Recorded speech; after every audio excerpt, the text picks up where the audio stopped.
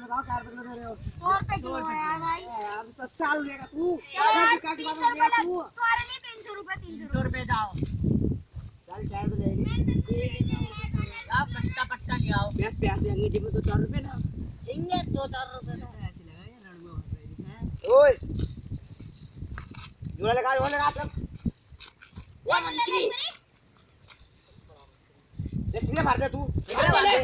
कितने लोग हैं? कितने भर दे? शहरे भर दे शहरे।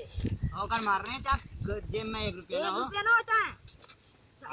ये मेरी पार्टी ऐसी हो गई उल्टी सीधी। हाँ साल ले लेना आजा मैं आलू। ना खाने को मिलते हो मतलब। ले जाओ ले आ जाओ। पैसे दे पैसे के जाओ। दे दो यार भाई। पैसे दे रहे हैं रुक जाओ। दे दो। तुम निकलो। कौन सा मांग रहा है पैसे? भाई भाई दे दो पैसे भाई दे तो दो पैसे दे दो। यार हम भाई बहुत दे दो। गरीब आदमी हैं। यार भाई दे दो घर पे यार लोन इसकी लोने का भी यार दे दो यार दे दो भाई दे दो साहब। यार कौन सा मांग रहा है यार भाई दे दो यार दे दो यार दे दो यार भाई दे दो। कैसे कैसे दे दो।